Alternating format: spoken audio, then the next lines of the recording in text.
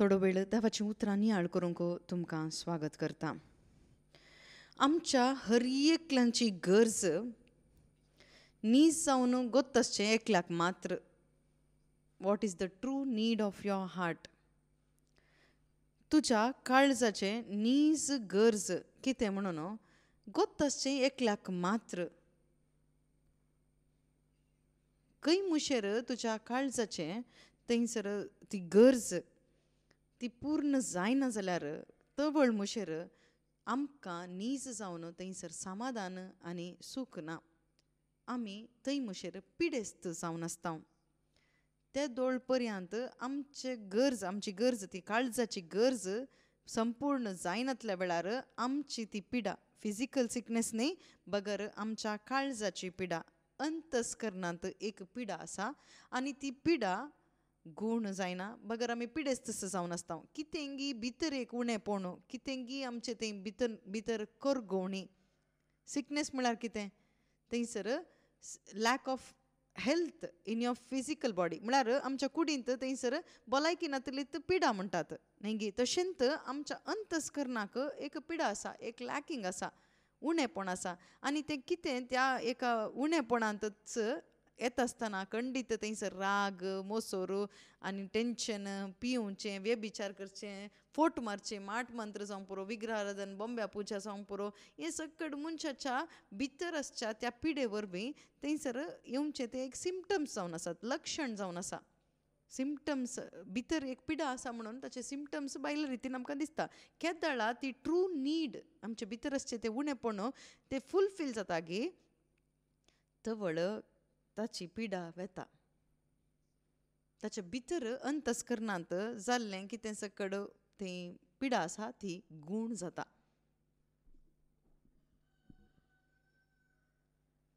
तर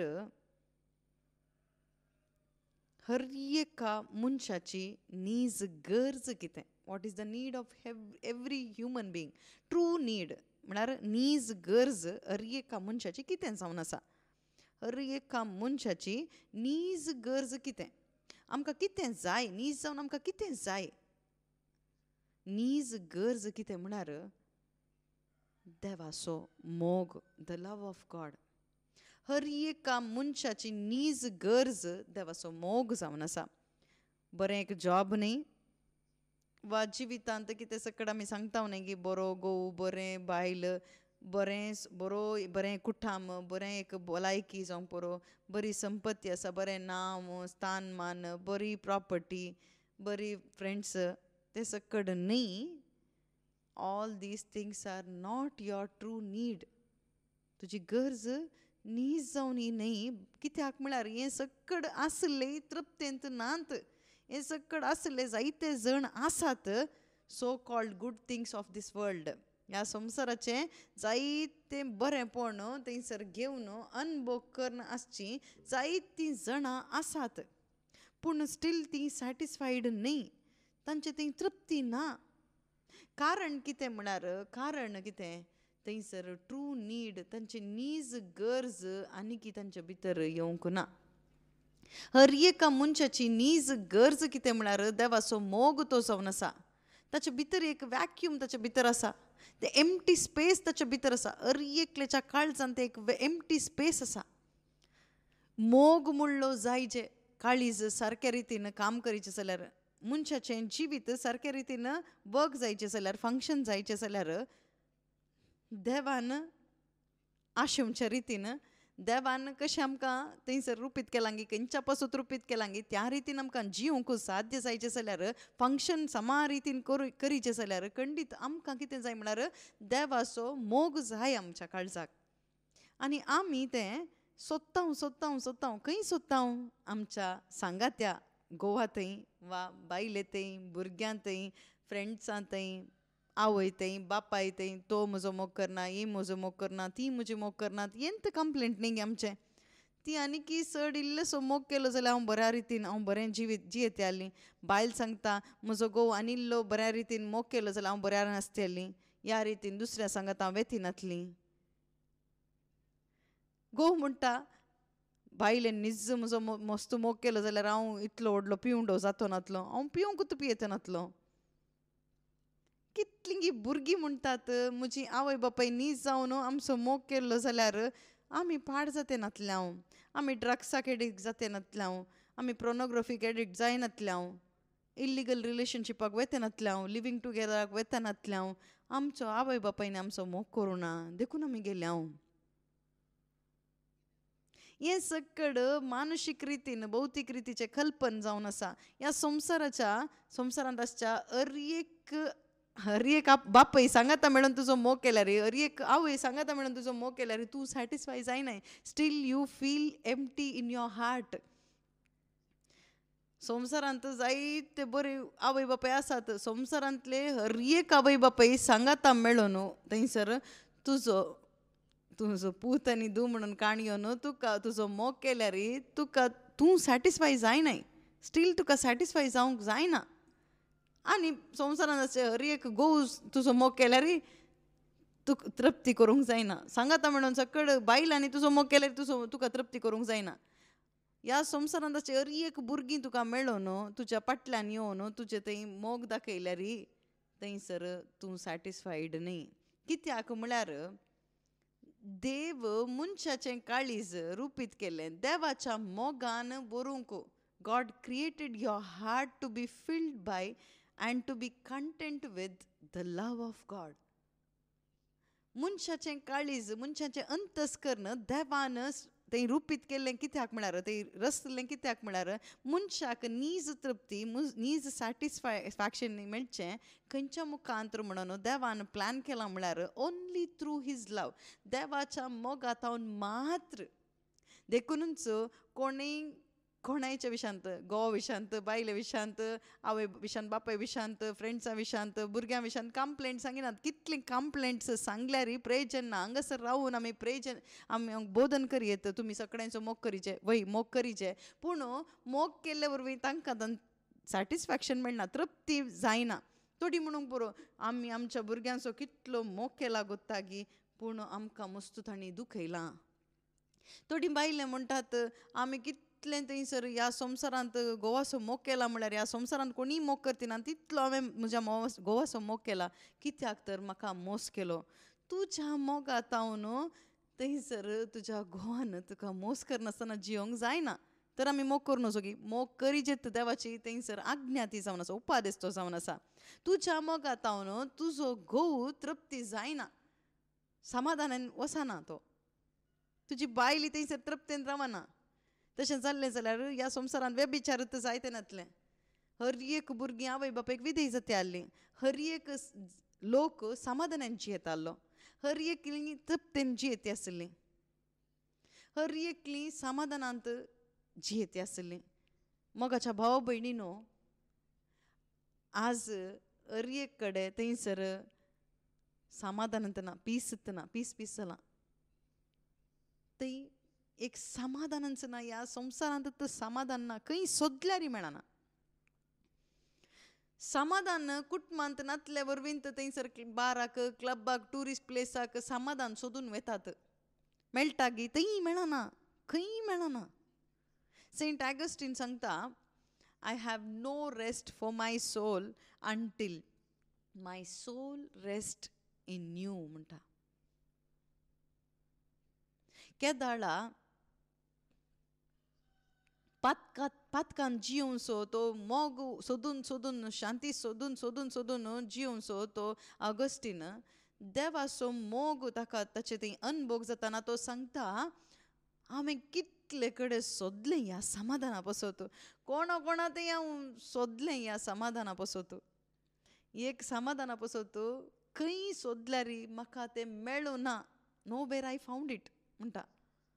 फ्रेंड्सा ओट्टू थंयसर गेलो, थंयसर चेडवां फाटल्यान गेलो, हर एक रितीची मजा हांवें केली.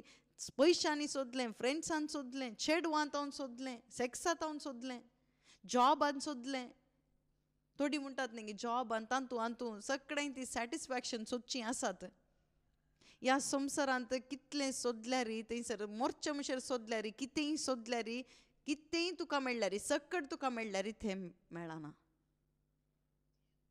बगर हांवें कितें करीचें तर, कितेंय करचें नाका तुवें.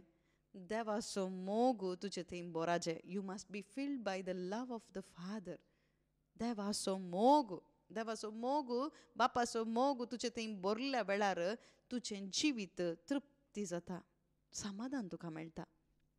तवळ जियेचें म्हणून जाता.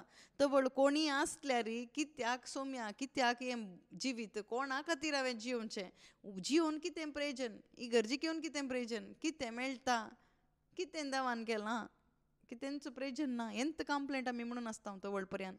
मार्कास एवांजेल चॅप्टर 10 थंयसर 28 थंयसर पेद्रू थंयसर एक क्वेश्चन विचारता. आमी सकड सोडून तुज्या फाटल्यान आयल्या तवळ आमकां कितें मेळटा.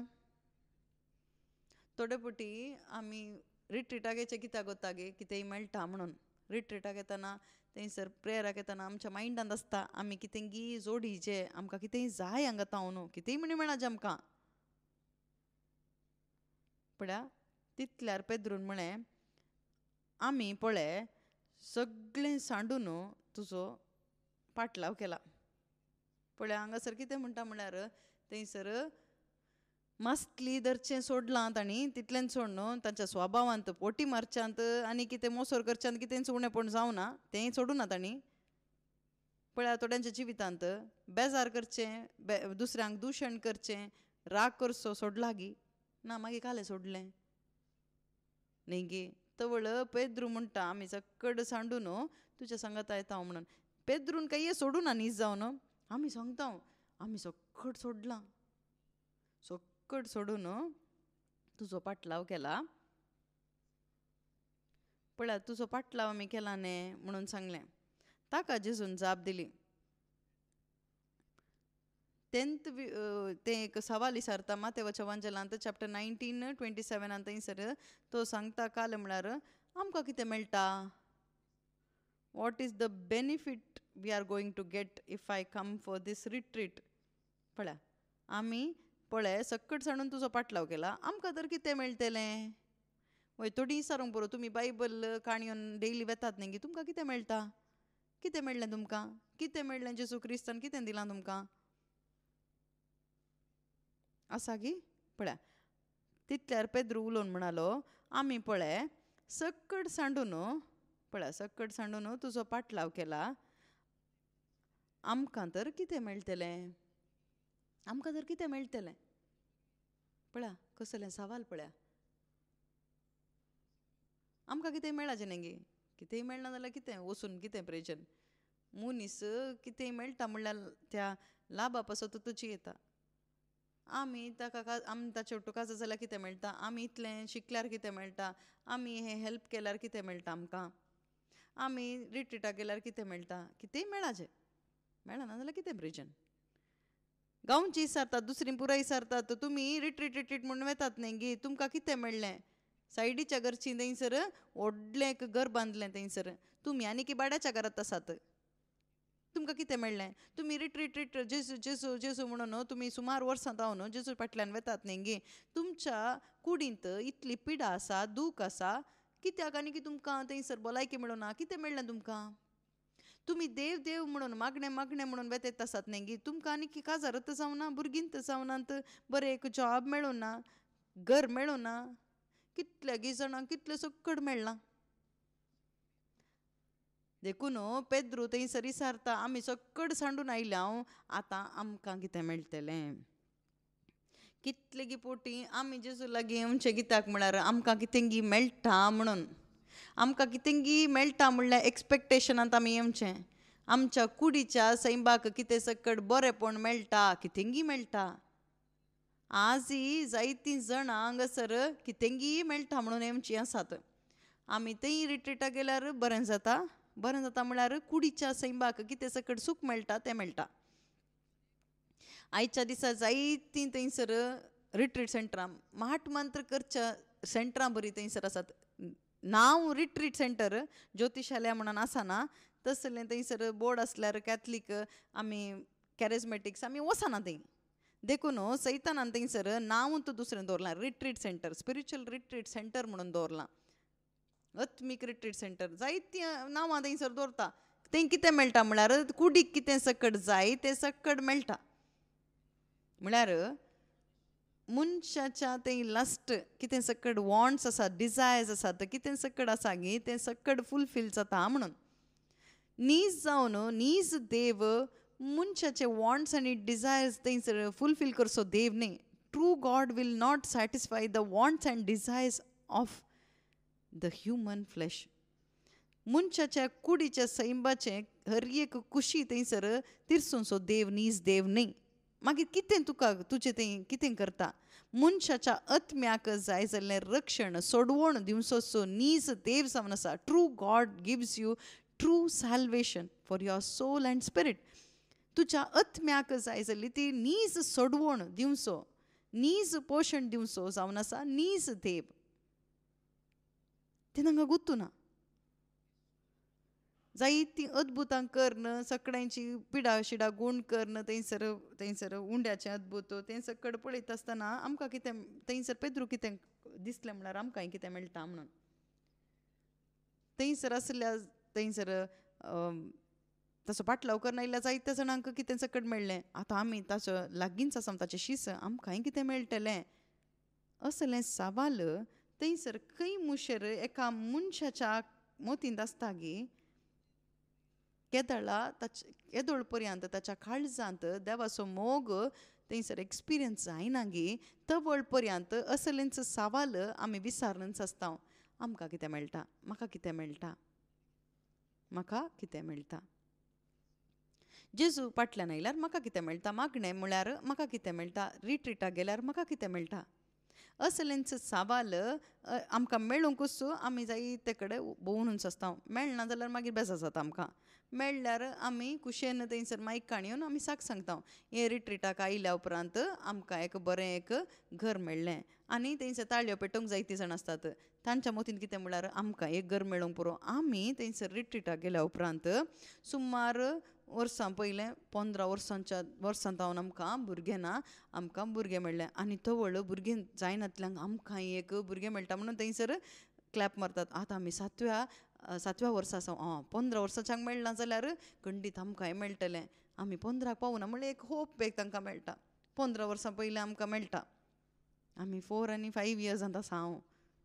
आनी एकलो सांगता येवन उठून म्हाका एक किडनी मेळ्ळी ह्या एक रिट्रिटाक आयल्या उपरांत. नवीत किडनी म्हाका थंयसर घाली सगळें संपूर्ण गेल्लें पूण तेन्ना जस्ट इन्फेक्शन जावन येवच्या किडनीक थंयसर स्टार्टींग पिरियडांत आसच्या तो एकलो रिट्रिटांत आसता कंप्लीट हील जावंक तेन्ना ताका एक होप येता. 2 किडनी फेल जावन थंयसर कुसून गेल्ले थंयसर नवी किडनी आयल्या उपरांत ताणें सांगलें मुची इन्फेक्शन खंडीत देव काडटा आमकांय मेळटा. असल्या रितीच्या मनशांनी थंयसर असलें जोडूंक वयत आसात. जेजूच्या काळार ही तसलींच मनशां येतालीं पूण आतां क्रिस्त बोवार्थी ह्यात अशें असले संगती खातीर रिट्रिटाक येतात म्हळ्यार मोस्ती एक लजेची आनी दुखाची गजाल जावन आसा. अन्य जातीच्यांनी येजे जेजू क्रिस्त लागीं येजे म्हाका कितें मेळटा म्हणून येवं दीत खंडीत तांणी येजे आनी तांकां मेळाजे आनी मेळटेच आसा तांकां. देव आतां एक करनच आसा पूण नीज जावन मेळाजें कितें म्हळ्यार नीज एका मनशाच्या काळजाची गरज कितें जावन आसा म्हळ्यार what is the true need of your heart म्हळ्यार दॅट शूड बी फुलफिल्ड. तुज्या काळजाची थंयसर अत्रे कितें म्हळ्यार तें उणेपण गरज कितें म्हळ्यार देवाचो मोग तो जावन आसा. ह्या संवसाराचे खंयच्याय मनशाचे मोग न्ही बगर जेजू क्रिस्ताचो मोग जावन आसा. जेजू क्रिस्ताच्या मोगान तूं भरता आसतना मात्र तुका नीज तृप्ती तुजें थंय मेळटा आनी तवळत आमकां ती तृप्ती मेळटा आनी त्यात दीस तुजें थंयसर सॅटिस्फायड लायफ प्रारंभ जाता. तृप्तेचें जिवीत थंयसर तुका मेळटा मात्र न्ही तुका मुखारून व्हरूंक जाता. आमच्या काळजांत देवाच्या मोगाचो अनुभव जायचे तो बोराजे आमच्या काळजांत. आतां एक मनशा थंय देवाचो मोग बोराजे जाल्यार पयलें देवान कितें केलां त्या मनशा पासून ताका तें अर्थ जायचें. देवान म्हजे पासत कितें केलां what God did for me. देवान म्हजे खातीर कितें केलां म्हणून अर्थ जाल्यार खंडीत जावन मोगाच्या भाव भयणीनो हें अर्थ जाल्लीं कितें करतात म्हळ्यार आनी मुखार तांचे पासत जियेनांत if you truly understand what God has done for you you cannot live for your self. You cannot live for this world. तशें जाल्यार देवान म्हाका कितें केलां म्हणून अर्थ जायनातलीं कशेंची येतात, अशेंतची येतात. कितें मेळटा देवा तावन, देव कितें अद्भुत करता. टायमपासा बरी थंयसर आयतारा इगर्जेक येतात, सांप्रदायीक रितीन आमी काम करता थंयसर एटेंड जाता, थंय हांगा कितें करूंक आसा तें करता, मामुली रितीन आमी जियेता. त्याच रितीचें जिवीत जायत्या जाणांचें जालां. कारण कितें म्हळ्यार देवान म्हजे खातीर कितें केलां. What God did for me. देवान कितें केलां म्हज्या खातीर, हे स्वताची वळख थंयसर रेवल्युशन ऑफ ट्रूथ, थंयसर उगडापण तुजें थंय काळजा थंय जावना, तुज्या काळजान जावना. ही तुजी गरज जावन आसा. This is for your need. तुजी इमिडिएट नीड ती जावन आसा. तुमी चिंतूंक पुरो म्हाका गरज अर्जंट जावन 10,000 म्हणून तुमी चिंतूंक पुरो अर्जंट जावन म्हाका फॉरेनाक वचचें, अर्जंट जावन म्हाका भुरग्यांक काजार जायचें, अर्जंट जावन एक जॉब जायचेंच, अर्जंट जावन थंयसर घर बांदचें. तें तुका अर्जंट, पूण देवाक अर्जंट कितें गोता गे, तुज्या आत्म्याक थंयसर सोडवण मेळाचें, तुजो आत्मो साल्वार जायचें, तुज्या भितर थंयसर पवित्र आत्मो येचें, तें देवाक अर्जंट. देवाचो मोग, जेजूचो मोग तुज्या भितर येचें, तो बराचें तुजें थंय नीज जावन तो मोग, देवाचो मोग नीज जावन तुमच्या काळजांत बराच जाल्यार तुमी केदाळे मोगा विशांत थंयसर कंप्लेंट तूं सांगिनाय, गोवा विशांत तूं कंप्लेंट सांगिनाय. म्हळ्यार गोव समज जाता म्हणून न्ही, गोव सड आनी सड आनीकी सड पिवणाक वळख जावंक पुरो, दुसऱ्या ओट धांवल्यार थंयसर तूं सांगिनाय कंप्लेंट, तुमचो गोव म्हजो मोग करना म्हणून. कित्याक म्हळ्यार तुजो गोव मोग केल्यार कितें, मोग करना जाल्यार कितें. कित्याक म्हळ्यार तूं फूल तृप्तेंत आसाय देवाच्या मोगांत. ह्या संवसाराच्या खंयचोय पूत जावंक पुरो, धू जावंक पुरो, कुटुंबाची सकड मेली जावंक पुरो, तें कितलेंय फील जायना. हांव एक ऑर्फन म्हणून ताका अनभोगूच जायना, हांव एक अनाथ म्हणून ताका थंयसर थंय एक उणेपणी ताका थंयसर आवय बापाय नातल्या भुरग्यां थंय येना. केदाळा थंयसर ताच्या काळजांत देवाचो मोग थंयसर भरता तेदाळा. ना जाल्यार आवय बापाय सक्कड आसतात, फॅमिली मेंबर्स सक्कड आसतात, थोडीं सांगतात न्ही गी आय एम फिलींग लोनली म्हणटात न्ही गी. कित्याक म्हळ्यार आवय बापाय मेली गी म्हळ्यार कित्याक म्हणी जाल्यार घरांत सक्कड मेल्यान गी, बापाय ना गे आसा, आवय ना गे आसा, जेवण दिना गे दितात, बरें करून पळयनात गे बरें आ रितीन पळयतात, स्टील आय फील लोनली. वय ह्या संवसारांत कोणी जेवण दिल्यार तुका खाण दिल्यार वा थंयसर तुका कितेंय दिल्यार, ह्या संवसाराचें खंयचेंय दिल्यार तूं फील लोनली करताय. कित्याक म्हळ्यार तुज्या काळजांत नीज देवाचो मोग ना. देवाचो मोग तुज्या काळजांत बराचें, त्या दळा मात्र तुका लोनली फील जायना. नीज जेजू क्रिस्ताचो मोग थंयसर बरल्या वेळार थंयसर लोनलीनेस फील जायना. म्हाका कोण्णी ना, म्हाका हेल्प करूंक कोण्णी ना, तुका तशें बगना, तूं कंप्लेंट सांगिनाय.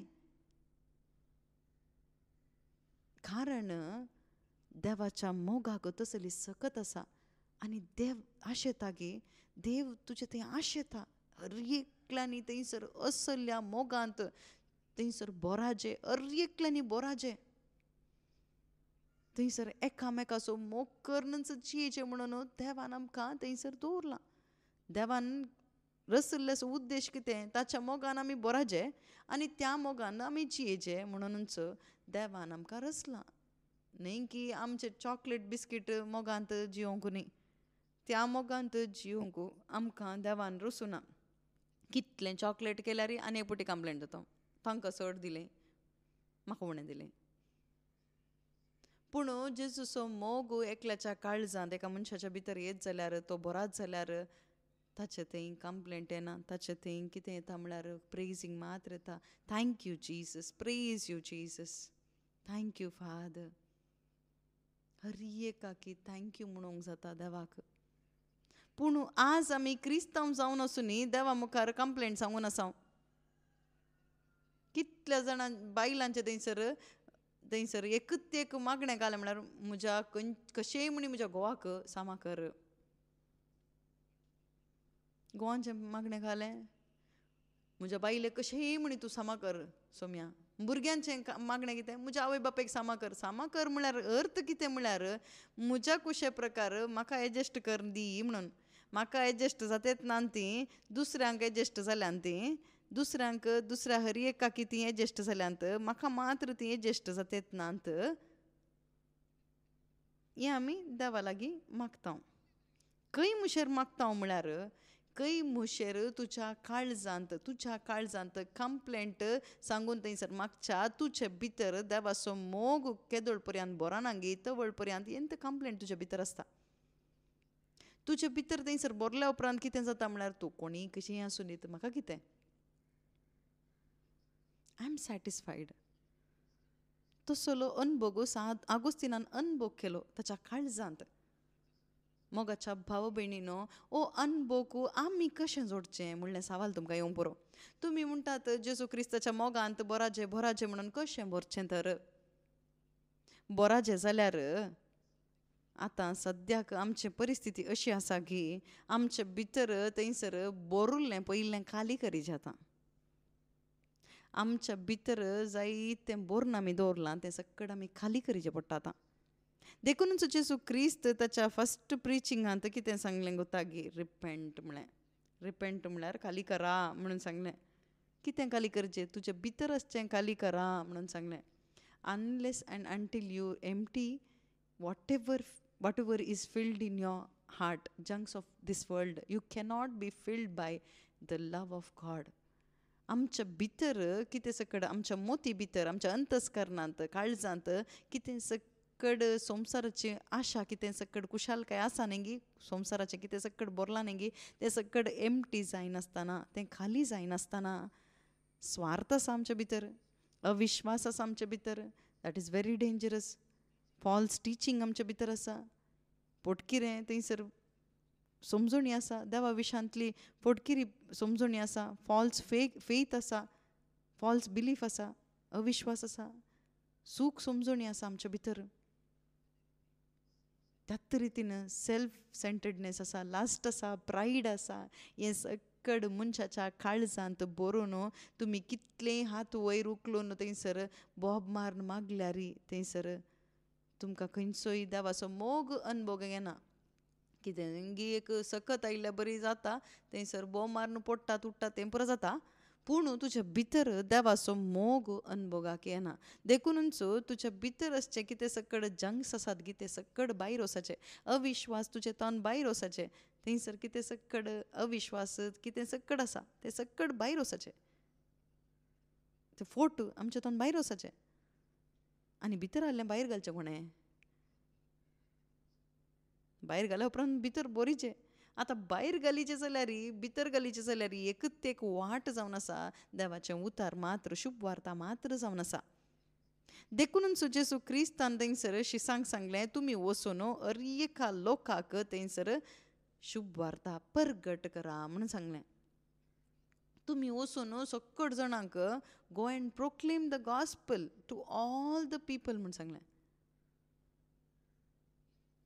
कित्याक ही शुभ वार्ता परगट करा म्हणून सांगलें जेजूक सारक्या रितीन गोत आसलें की ही शुभ वार्ता थंयसर परगट करता आसतना हर एकल्याच्या काळजांत आसलें कितें सकट अविश्वास जावंक पुरो अज्ञान जावंक पुरो स्वार्थ जावंक पुरो स्वार्थ मोरता अज्ञान वेता आनी कितें सकट पातकाचें बंदड ती मोडून वता तांच्या भितर थंयसर भावार्थ येता देवबिरांत येता थंयसर श्रद्धा येता थंयसर मोग येता देवाच्या मोगान थंयसर मनीस भरता हें सकट गोता देवाक शुभ वार्तेक तितली सखत आसा as you are listening the true gospel of the kingdom of God सर्गींच्या राजाची ती शुभ वार्ता तुमी आयकुनूच आसतना ओड संतोसाची खबर आयकुनूच आसतना बोगाच्या भाव भयणीनो पवित्रोत्म तुमच्या भितर कन्विक्शन दिता पवित्रोत्म आमच्या काळजा भितर एक कन्विक्शन दिता उगडापण करता कितें उगडापण करता म्हळ्यार हांव एक व्हडली एक पातकी म्हणून आमच्या भितर आमकां कन्विक्शन जाता हांव एक व्हडली पातकी महापापी हांव पातकी हांव ह्या परिस्थितीन हांव मेल्यार खंडीत 100% हांव एक हेमकोंडाक येता त्या हेमकोंडाक वचून थंयसर देवा तावन सस्नाक हांव विंगड वयता त्या परिस्थितीक हांव येता सस्नीक मरणाक हांव येता देवा तावन सस्नाक हांव विंगड जाल्ली परिस्थिती आनी केदींच म्हाका थंयसर मेळूंक जायना त्या परिस्थितीक हांव येता म्हणून आमकां थंयसर अर्थ करीता, पवित्रत्व आमकां अर्थ करीता. आनी तो वळ हांव कितें करता, तो वळ हांव कितें करता म्हळ्यार, देवा म्हाका राग सोम्या म्हणून हांव बोब मारतां, हांव ताका उलो मारतां. म्हाका रक्षण जाय जेजू, म्हाका राग जेजू. आनी तशें शुभ वार्ता आमकां आयकत आसतना अर्थ जाता की तुवें कितें बोब मारची गरज ना, तुजे खातीर देवान थंयसर तयार करन जालां. ही सोडवण म्हणली तुजे खातीर थंयसर तयार करून दवरल्या. आनी तें तुका प्रकट करून दिता, उगडापण करून दिता. केदाळा संवसाराच्या स्थापने आदींच, संवसाराच्या स्थापने आदींच, ह्या संवसाराक थंयसर आमी येवच्या पयलींच, संवसार रचच्या पयलींच देवान तें तयार केलां. कशें? ताच्या एकल्याच पुताक जेजू क्रिस्ताक थंयसर बली जावन बेठयल्ले वरवीं. पेद्रूक बरयल्ल्या पयल्या पत्रांत 1 Peter chapter 1:17 थंयसर ओके केदाळा देवान थंयसर ओके 1 Peter chapter 1:18 थंयसर तुमच्या पुर्वजांतावन देवून आयलेल्या व्यर्थ जिवनाच्या सालींतली तुमकां सोडयल्यांत.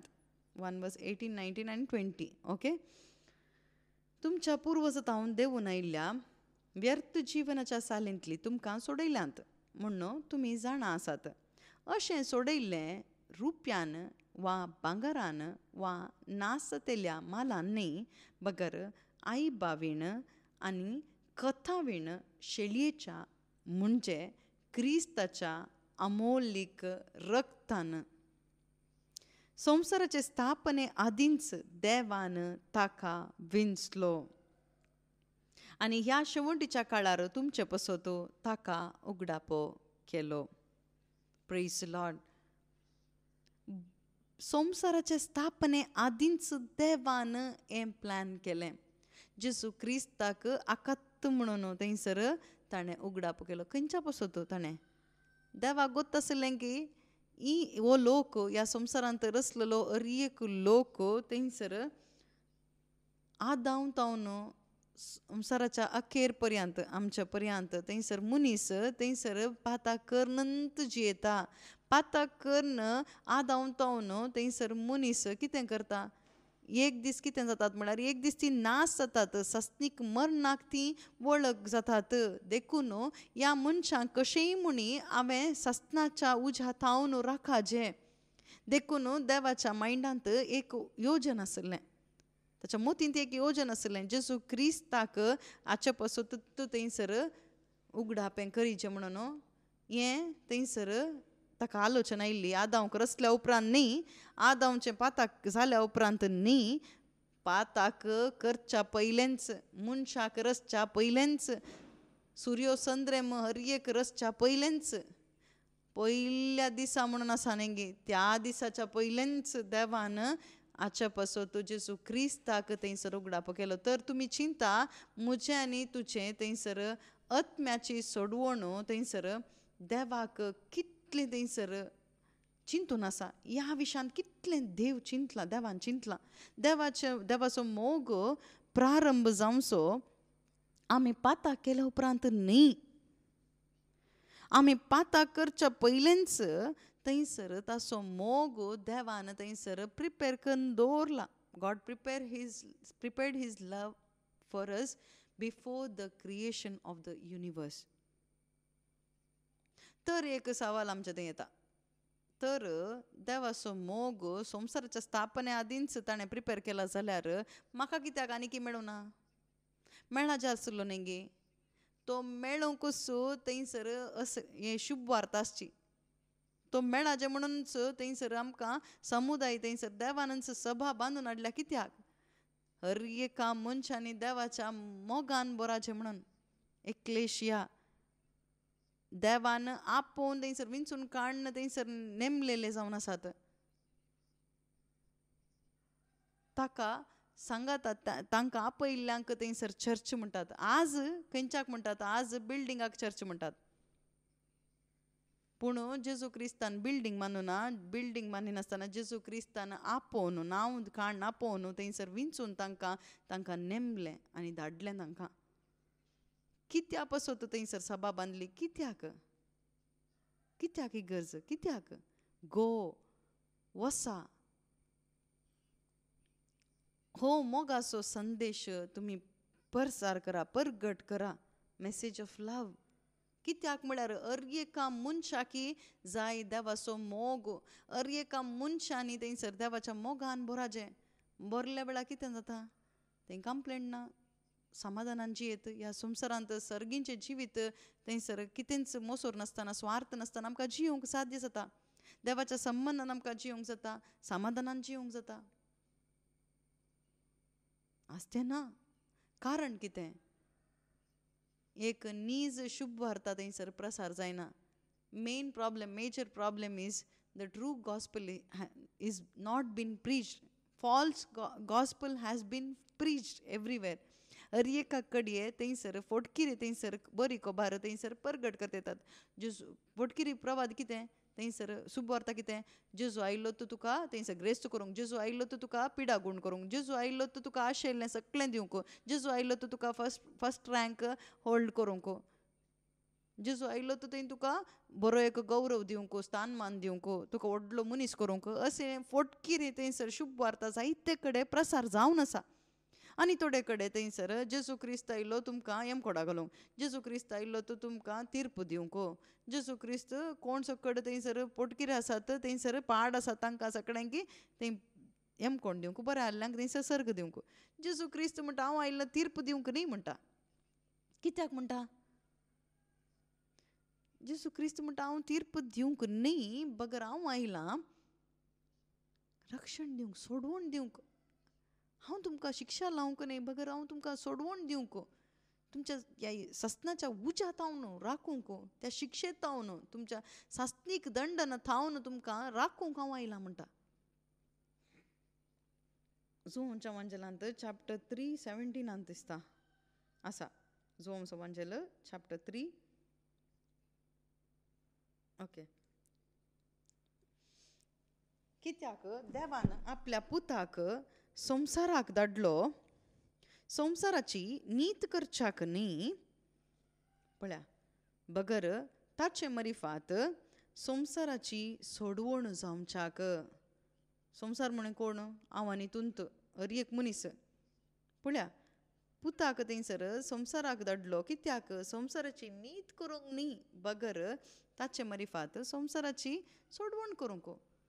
हें देवाची खुशी जावन आसा. तुजे विशयांतलें योजन तें जावन आसा. जेजू क्रिस्ता मुखांतर तुवें एक व्हडलो मनीस जायचें म्हणून न्ही, जेजू क्रिस्ता मुखांतर ताचे थंय पातयणी दवरून तुवें एक भलायकी सोडूंक न्ही, भलायकी बरी मनीस जावंक न्ही, बगर तूं ग्रेस्त जावंक न्ही, ह्या संवसारांत कितें करूंक न्ही, बगर तूं सोडवण जोडून त्या एका सस्नीक उज्यांत थावन, सस्नीक मरणांत थावन थंयसर तुवें राखाजें.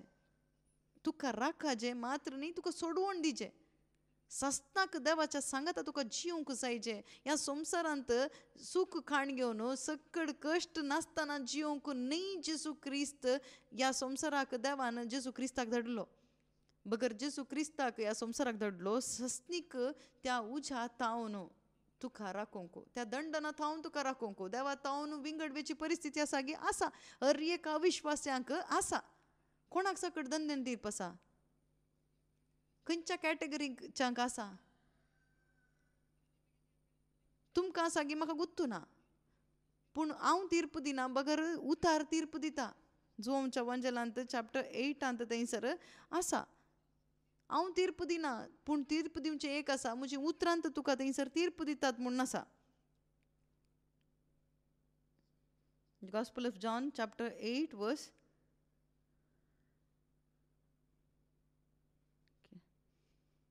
Thank you, Jesus. Praise you, Jesus. Hallelujah. Thank you, Lord. हांव आयलां तीर्प दिवंक न्ही म्हणून सांगता इकडे. ओके, एक मिनिट काडया.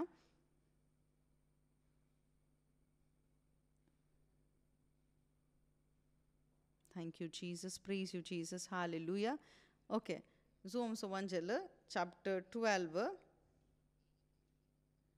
46 थंयसर आसा गॉस्पल ऑफ जॉन 12 वर्स 46 ऑनवर्ड्स. पळया, हांव ह्या संवसाराक एक उजवाड कसो आयला देखून म्हाका सतमंतलो काळो कांत उरसो ना म्हणटा. पळया, जेजू क्रिस्त थंय पातयेणी दवरले कोणी अंधकारांत रावूं नजो, काळो कांत रावूं नजो. ओके, जेजू क्रिस्त कितें जावन आसा ह्या संवसाराक म्हळ्यार तुज्या जिविताक उजवाड कसो आयला. ओके, कोणी म्हजी उतरां आयकून ती पाळिना जायत जाल्यार, पळया पाळिना जायत जाल्यार हांव ताची नीत करिना. पळया, हांव ताची नीत करिना म्हणटा कारण संवसाराची नीत करूंक हांव येवंक ना, संवसार बाचाव करूंक म्हणून हांव आयलां. तुजो आत्मो सस्नाच्या उज्यांत हांव सस्नाच्या मरणांत हांव तुजी पातकांचें बोगसाणें तुका दिवन देवाक थंयसर देवाचो भुरगो जावन दवरूंक तुका नितीवंतपण दिवंक हांव आयलां. हांव तीर्प दिवंक येवना, तूं सारको नाय म्हणून सांगूंक येवना. हांव पातक्याक सोदून आयलो हांव. कित्याक म्हळ्यार तूं यमकोंडाक येताय म्हणून तुका यमकोंडाक धाडूंक न्ही हांव आयलो. बगर तुका थंयसर पातकाच्या बंदडेंत हांव तुका सैतानाच्या त्या बंदडेन तुका सस्नाच्या उज्यान दवरलें न्ही गे, त्या पातकाच्या मरणांत हांव पातकाच्या त्या बंदडेंत हांव तुका सस्नाक तुका सोडवण दिवच्या पासत हांव आयलां म्हणटा. पळया, हांव संवसाराची नीत करूंक न्ही, संवसार बाचाव करूंक म्हणून हांव आयलां. म्हाका इन्कार करन, पळया म्हाका इन्कार करन म्हजें उतार मानून घेनातल्याची नीत करतलो एकलो आसा. पळया, तीर्प दिता कितें एक आसा, खंयचें तें तीर्प दिवचें एक आसा. हांव तीर्प दिना, पूण तीर्प दिता. खंयचें तीर्प दिता?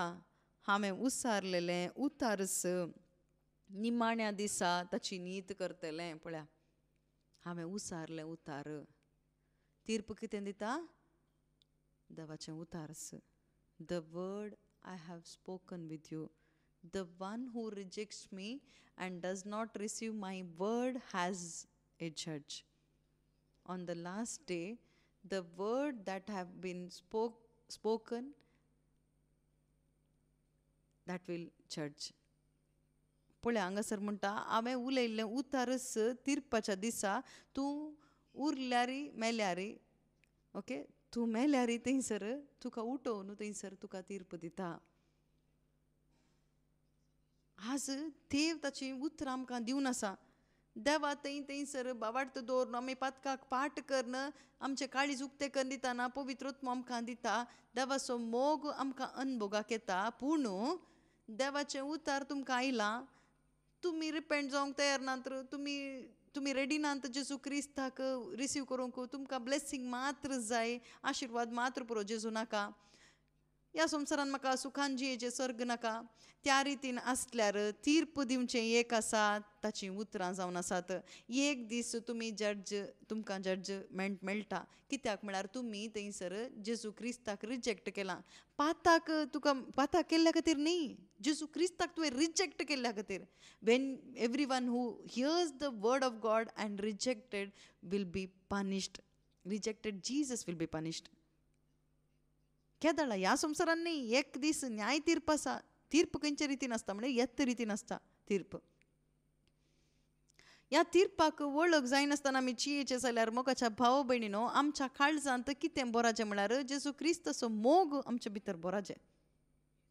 जेजू क्रिस्ताचो मोग जर तर तुज्या भितर बरला जाल्यार खंडीत जावन स्वार्थाचें जिवीत जियोंक जायना. You can not live A self centred life, world centered life, lust centered life, if you are truly filled by the love of God. नीज जावन देवाच्या मोगांत जियेल्लो एकलो व्यक्ती ह्या संवसाराचे केंद्रीत, पयशांचे केंद्रीत जावं पुरो थंयसर स्वार्थाचें जिवीत जियोंक ताका जायना. He will live Christ centred life, cross centred life. ताचें जिवीत कुरीस पळोवन तो जियेता, जेजू क्रिस्ताक पळोवन जियेता, सर्गाक पळोवन तो जियेता. तसलें जिवीत देवान आमकां दिलां. जेजू क्रिस्ता मुखांतर ते आमकां दिलां. जेजू क्रिस्तान कितें केलां, म्हजे खातीर कितें केलां म्हणलें एक उदाहरण एक सांगया, एक एग्जाम्पल तुमकां सांगया. एकलो थंयसर गल्लू शिक्षा म्हणटात, थंयसर एकलो खैदी, थंयसर कोर्टांत थंयसर ताका तीर्प खंयचें जड्ज म्हळ्यार जजमेंट अशें आसा. ओके, खैदी आसा, अपराध्याच्या जाग्यार तो आसा. जड्ज ताच्या विशांत थंयसर तीर्प सांगता. हाणें केल्ल्या ह्या एका अपराधा पासत ताका शिक्षा आसा, थंयसर ताका गल्ल दितात. ओके, आफ्टर 3 days तो पनिश्ड, ताका पनिशमेंट मेळटा, ताका हँगींग मेळटा, ताका थंयसर उमकळायतात. कितले दिसा उपरांत? 3 दिसा उपरांत. आतां जड्ज कितें म्हणटा म्हळ्यार, एक वर्डिक्ट पास करता जड्ज. कितें म्हणटा म्हळ्यार, आतां ह्या एका मरणातावन थंयसर सुखाचें जाल्यार हाका एक चान्स आसा. खंयचे चान्स म्हळ्यार, हाच्या बदलाक कोणेय एकल्यान येवचें, ताचे सबस्टिट्यूट हाच्या बदलाक कोणेय एकल्यान येवन थंयसर मरचें जाल्यार हाका थंयसर जियोंक एक अवकाश. तो येवसो कोण आसा, जे बदलाक येवसो कोण, आज बापाल्या मोरसो एकलो म्हातारो जावन असो. ओके, बदलाक म्हणटाना एक म्हाताऱ्याक हाडून मारया म्हळ्यार तांचो तो आब येवंक पुरो. म्हजें खंयचें फाल्यां म्हजो उस्वास येता, तूं जिये म्हणून फाल्यां कोण येवंक पुरो, तशें न्ही. जड्ज म्हणटा एज जाल्लो जावन असो, बरो यंग एनर्जेटीक तो जायचे. आनी थोडे म्हणूंक पुरो थंयसर धाकटेरान थंयसर हात सोडलेलो थंयसर पिडेस्त जावंक पुरो, थंयसर पिडा आसूं नजो, थंयसर फिजिकली मेंटली तो फिट जावन आसाचे, खंयचे विकनेस ताका आसूं नजो. एक एज जावन नजो आनी एक खंयची पिडा ताका आसूं नजो, भलायकेवंत तो जावन आसाचे, आनी जायत्या वर्सांक थंयसर जियोवचें, तसलो संतोशान जियोवचो व्यक्ती जायचे. तिसऱ्या रितीन त्या व्यक्ती थंय एक कंप्लेंट आसूं नजो, एक केस आसूं नजो ताचे थंय, एक केस आसूं नजो, एक कंप्लेंटी आसूं नजो त्या व्यक्ती थंय.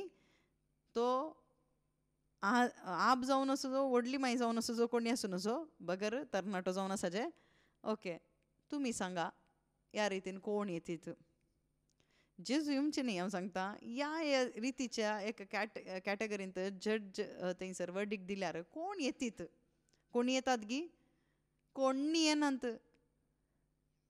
कित्याक येनात म्हळ्यार, ह्या संवसारांत तो रावुल्लो, अपराधाच्या जाग्यार रावुल्लो, कितले की थंयसर रेप केलां ताणें, मर्डर केलां ताणें, सोरलां ताणें, थंयसर लुटलां ताणें, अन्याय ताणें केला, थंयसर कुटुंबां ताणें बेसां केल्यांत, सकट रितीची पथकां थंयसर मनशां मुखार ताणें करन हांगासर उबो रावता आसतना कोणी एकलो थंयसर येवन ताका सोडया म्हणून येता गी. मोरच्या जागे तणीर आसो थंयसर म्हातारो समेत येना, तो शिराप घालता मेल्यार वो मोरून दी म्हणून. धाकटेर थंयसर आनी 3 घंट्यांनी थंयसर मरता म्हणून थंयसर तो पेशंट म्हणी येता म्हूण चिंतात गी, तो पेशंट येवचो ना. बरो मनीस, हांव बरो मनीस, हाका एक बचाव करया म्हूण कोणीय चिंतून येनात. असलो जियेल्यार तो शिराप पडलेलो म्हणून तोय येना. पूण तिसऱ्या दिसा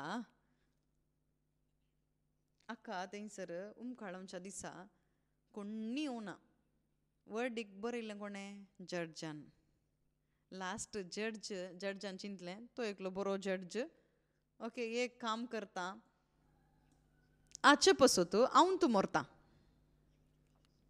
हाका वाचोवया. एकादा वेळार हाणें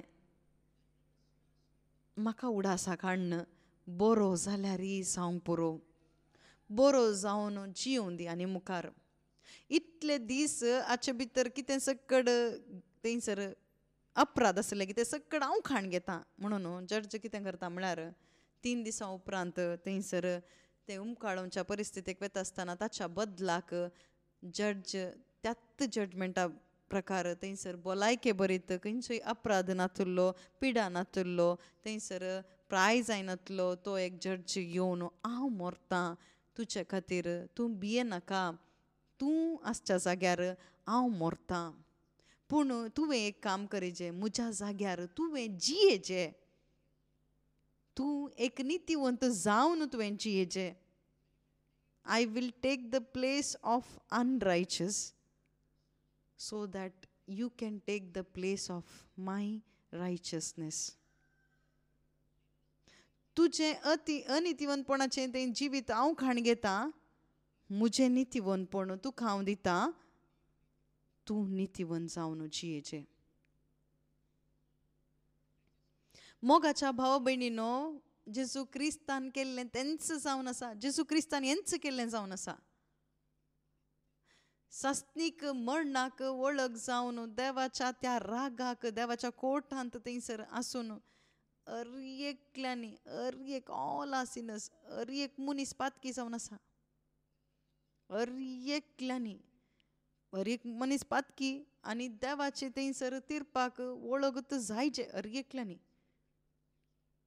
एक जाती कातीची बरी कोटी सगळ्यांनी हांगा बरी कोटी म्हणून ती जात ही जात म्हणून खंयची ना. एक मनीस पातकी जावन आसा. पूण नितीवंत थंयसर न्यायाधीश जावन असो जेजू क्रिस्त ताणें तें कितें बरयलें गे तें तीर्प, त्याच तिरपा प्रकार जेजू क्रिस्तान थंयसर तुका आनी म्हाका थंयसर भेट जावन पुता दुवे तुज्या बदलाक हांव मरतां. एक कंडिशन इतलें, तूं म्हज्या बदलाक तूं जिये. तुज्या बदलाक हांव मरतां, म्हज्या बदलाक तुवें जियेचें. म्हाका गोत्ता तुका जियोंक कश्ट म्हणून म्हाका गोत्ता, देखून तूं म्हज्या आत्म्याक तुका दिता, म्हज्या पवित्र आत्म्याक तुका दिता. तुज्या ह्या कुडींत तूं म्हजें जिवीत जिये by the power of my spirit. म्हज्या पवित्र आत्म्या वरवीं तूं जिये. तूं एक दीस थंय ये. आतां जियेल्यार तूं खंय येताय? सर्गाक ये. सर्गाक ये. तूं येवचें म्हणसर हांव कितें करता म्हळ्यार हांव थंय रावून आसतां. खंय? सर्गार उबें रावन आसतां. हेब्रेवकारांक बरयल्ल्या पत्रांत चॅप्टर 9 थंयसर 23 थंयसर आसा. ओके, म्हज्या बदलाक थंयसर बापाच्या मुखार थंयसर प्रेजेंट जावंक जेजू क्रिस्त थंयसर जेजू मरून थंयसर पुनर्जीवन जावन थंय वचून उबें रावला. पळया अशें. ओके, क्रिस्त मनशाच्या हातांनी केल्ल्या पवित्र स्थानांत प्रवेश जालो ना. पळया मनशांनी हातान केल्ल्या थंयसर पोरण्या सोल्ल्यांत प्रधान याजक पोरण्या सोल्ल्यांत रिकतले तशें जिवन तशें प्रवेश जावना. हें खऱ्या पवित्र स्नानाचें प्रतिरूप. तो सर्गाल प्रवेश जालो म्हज्या बदलाक. पळया हांगा आसा. ओके, तो सर्गार प्रवेश जालो. आतां देवा समोर आमचे पासत, पळया म्हज्या आनी तुज्या पासत कितें केलें म्हळ्यार पळया देवा समोर आमचे पासत हाजीर जावचे खातीर तो भितर सरलो. पळया सर्गाक प्रवेश जालो. पळया तुजो प्रतिनिधी जावन, तुजे रिप्रेझेंटेटिव्ह जावन थंयसर जेजू क्रिस्त खंय आसा म्हळ्यार जेजू क्रिस्त आतां खंय आसा? जेजू क्रिस्त तो देवाच्या हजारपणांत आसा. म्हजो एक प्रधान याजक जावन, म्हजो रिप्रेझेंटेटिव्ह जावन. पोरण्या सोल्ल्यांत याजक कोण? मनशाचो प्रतिनिधी जावन आसा. आतां आमचो प्रधान याजक कोण? जेजू क्रिस्त जावन आसा. तो कोण? म्हजो प्रतिनिधी जावन आसा बापाच्या मुखार. जेजू आमकां रिप्रेझेंट करता, देवाच्या हुजीर तुका रिप्रेझेंट करता. ओम सुबावार्थ जावन आसा.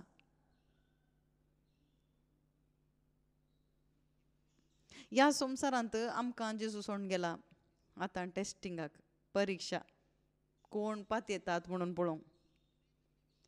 आखेरी पर्यंत वो भावार्थ तुमी सांबाळल्यार खंडीत 28 वर्सांत कितें आसा? क्रिस्ताकी सोमेस्त मनशाचें पाप काडचे खातीर एकच पावटी भेटोवन दिलो. पळया एकच पावटी. ओके, हर एका काळाक ताणें कितें केलें?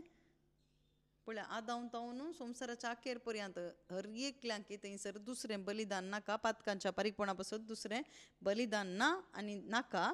ओके एका काळा खातीर ताणेंच ताका तूं ओपून दिलो ओके पाप काडचे खातीर पूण तो परत्यान येतलो पळया परत्यान तो येतलो जेजू क्रिस्त परत्यान येता he will appear once again पयलें तो आयलो आमचें सीन डिस्ट्रॉय करूंक आमकां सेव करूंक हर एका संवसाराक थंयसर पातकाक थंयसर दमन करून हर एकल्यांक सोडवण दिवच्या पासत आयलो आनी परतून तो येता परतून तो येतलो कित्याक पातकाचो नाश करूंक न्ही म्हळ्यार पाताक परते फोगीव करूंक न्ही परते आमची पातकां बोगसूंक न्ही ओके बगर ताच्या येण्याची अत्रेगान वाट पळोवन रावलेल्यांक तारण दिवच्याक हालेलुया कोण सकड ताका पातयेवन म्हजो प्रतिनिधी जावन जेजू क्रिस्त म्हज्या बदलाक थंयसर त्या कुर्सार मेलो तो समाधीन तावन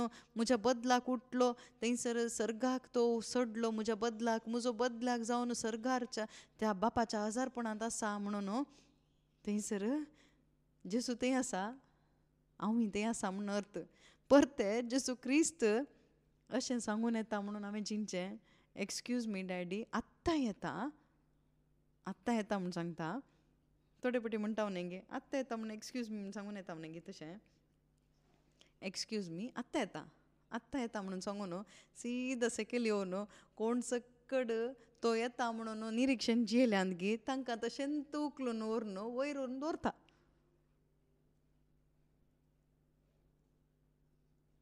तवळ आमी रावचें परमनंट